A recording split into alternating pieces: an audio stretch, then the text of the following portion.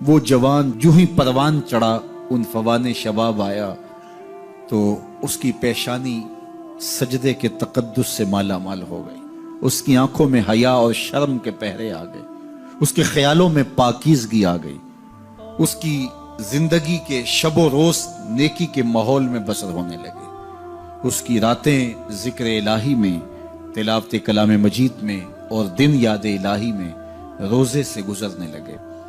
وہ جوان جس کی جوانی اللہ کی عبادت میں گزری، کیونکہ جوانی اگر عبادت میں گزر گئی تو بڑھاپا تو پر نور ہے ہی ہے۔ سب سے مشکل مرحلہ زندگی کا جوانی کا ہے۔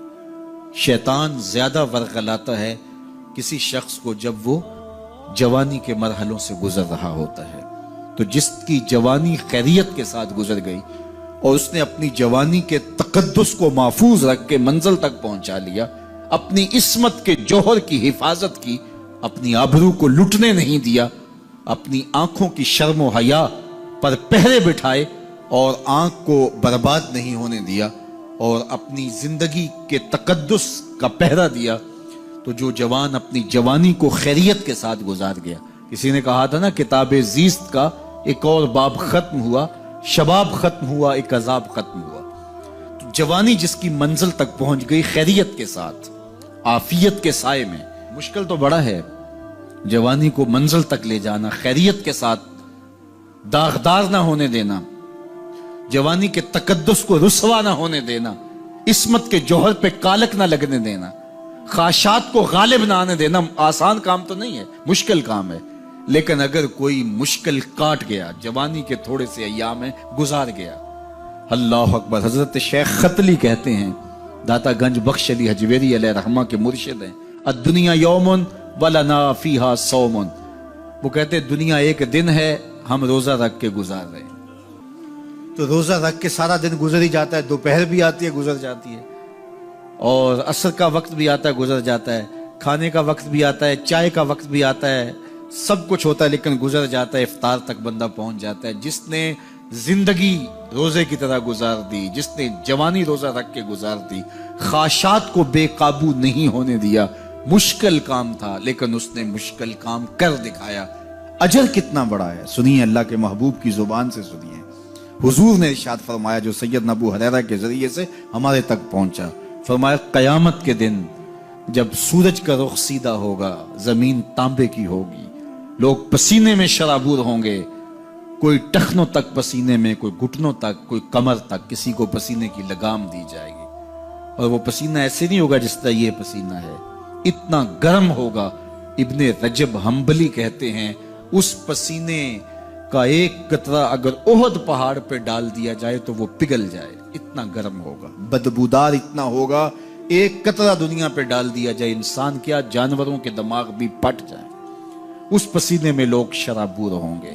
لیکن جس نے اپنی جوانی کو عافیت سے گزارا ہوگا، کل قیامت کے دن جب کوئی سایہ نہیں ہوگا، اللہ اس جوان پر اپنے عرش کا ٹھنڈا سایہ عطا فرمائے۔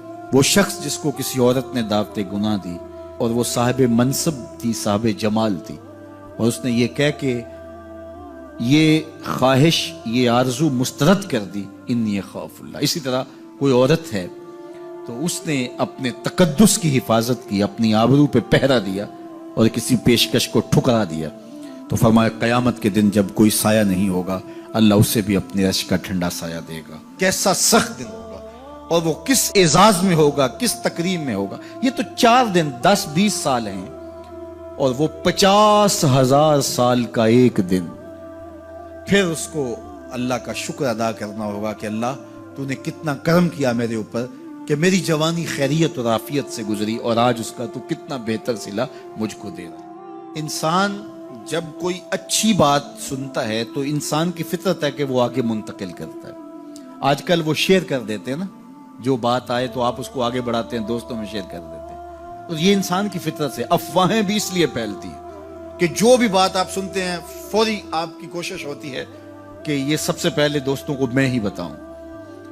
تو یہ انسانی فطرت ہے۔ تو جب افواہ اور ایسی چیز، کوئی غم کی خبر بھی ہو، کسی کی وفات کی خبر بھی ہو، تو اس وقت بھی انسان کی فطرت، سست سے سست آدمی بھی پھر جلدی جلدی فون کرتا ہے، آگے بڑھاتا ہے کہ فلاں سے ایک فوت ہو گیا۔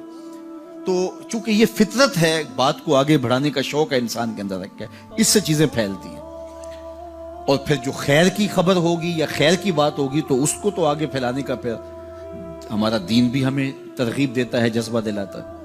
تو حضرت ابو ہریرہ اس جذبے کے تحت جو سنتے تھے پھر آگے منتقل کرتے۔ اب حضور کی بارگاہ سے اٹھ کے جاتے تو سب سے پہلے گھر جاتے اور سب سے پہلے اپنی ماں کو ہی سناتے، اور ماں تھی کافرہ، وہ سننے کی بجائے، خوش ہونے کی بجائے سن کے وہ الٹا ناراض ہوتی اور کوئی نہ کوئی ایسی بات کر دیتی۔ سید ابو ہریرہ سے گوارا نہ ہوتا، ایک دن انہوں نے کوئی ایسی بات کر دی کہ حضرت سیدنا ابو ہریرہ رضی اللہ تعالیٰ عنہ نے فیصلہ کر لیا کہ آج ماں کو چھوڑ دینا ہے، کیونکہ میں یہ گوارا نہیں کرتا کہ میرے آقا کے بارے میں کوئی ایسا جملہ کوئی بولے۔ اور تھی گھر میں ماں ہی، بھائی بھی کوئی نہیں تھا، بہن بھی کوئی نہیں تھی، باپ بھی فوت ہو گئے تھے، شادی بھی نہیں ہوئی تھی، تو ماں ہی ماں گھر میں، اور ماں اور بیٹا اکٹھے رہتے ہو تو پھر محبت بھی مثالی ہوتی ہے۔ تو اب ماں ہی ایک رشتہ ہے مادی دنیا کے اوپر، تو حضرت ابو ہریرہ رضی اللہ تعالیٰ عنہ نے فیصلہ کر لیا کہ چھوڑ دینا ہے۔ چھوڑ کے گھر سے نکلے، لیکن دل ڈوب رہا ہے کہ ایک ہی تو رشتہ تھا وہ بھی گیا۔ افسردہ ہے، حضور کی خدمت میں پہنچے، دل و قلب و نگاہ کے مرشد اولین نے ابو ہریرہ کی اداسی دیکھی تو فرمایا ابو ہریرہ کیا بات ہے؟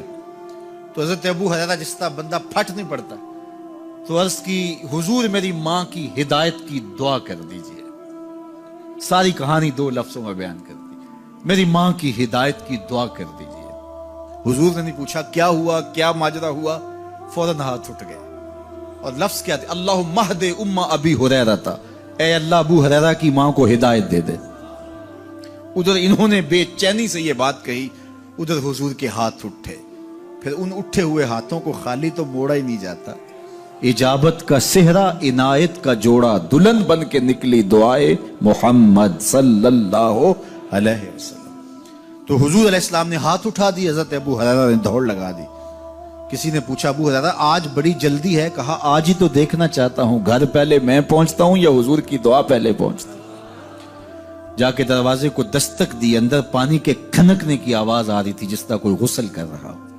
آواز دی تو آواز آئی، بیٹا ابو ہریرہ ٹھہرو، میں بھی آئی۔ کہا لہجے سے سمجھ گیا اس میں محمد عربی کی دعا بول رہی ہے۔ تھوڑی دیر کے بعد میری ماں آئی، تازہ آثار وضو سے اور غسل کی وجہ سے ان کے جو ہے وہ بالوں سے قطرے ٹپک رہے تھے، اور لبوں پر میرے حضور کا کلمہ جاری تھا۔ اللہ اکبر، سیدنا ابو ہریرہ تیرے مقدر پہ قربان۔ ایک سفر میں حضور علیہ السلام اور اصحاب گامزن تھے کہ راستے میں قیام کیا، تو ایک قبیلے کی صلح کروانے کے لیے حضور علیہ السلام تشریف لے گئے۔ وہاں کچھ تاخیر ہو گئی تو صحابہ نے حضرت ابوبکر صدیق کو کہا کہ حضور رک گئے ہیں تو نماز کا وقت جا رہا ہے، آپ نماز پڑھا دیجیے۔ تو حضرت ابوبکر صدیق رضی اللہ تعالیٰ عنہ مصلی پہ کھڑے ہو گئے۔ اب نماز شروع ہوگی، ادھر سے حضور بھی فارغ ہو گئے، تو آقا کریم تشریف لائے۔ تو آقا کریم علیہ السلام جو ہی تشریف لائے تو صحابہ کی صفیں بندی ہوئی تھی، حضور کو دیکھا انہوں نے راستہ چھوڑ دیا، پیچھے سے لے کر کے مصلی تک صحابہ نے حالت نماز کے اندر حضور کے لیے راہ کشادہ کر دی۔ کاش کہ یہ حدیث سب لوگوں نے پڑھی ہوتی اور امت میں اتنے فرقے نہ بنتے، اور یہ سوچ کبھی نہ پنپتی کہ نبی کے خیال سے نماز ٹوٹتی ہے۔ یہاں تو راستے چھوڑے جا رہے ہیں، یہاں تو پروٹوکول دیا جا رہا ہے۔ اللہ اکبر، اور یہ حدیث کہیں چھپی نہیں ہے، بخاری کے اندر چھپی ہوئی۔ اللہ اکبر، آقا کریم علیہ السلام تشریف لائے تو صحابہ نے راستہ چھوڑنا شروع کر دیا، نماز بھی چل رہی ہے اور حضور کا راستہ بھی چھوڑ رہے ہیں۔ بالکل حضرت ابوبکر صدیق کے پیچھے آ کے حضور کھڑے ہو گئے۔ وابو بکر لا یلتفت یمینا ولا یسارا، جب آپ نماز پڑھتے تھے تو نہ دائیں دیکھتے نہ بائیں دیکھتے، پوری توجہ انہماک ہوتا، وہ اپنی کیفیات کے جہان میں ڈوبے تھے، اور حضور آ کے پیچھے کھڑے ہو گئے۔ صحابہ نے اپنے ہاتھوں کی پشت پہ ہاتھ مارنے شروع کر دیے۔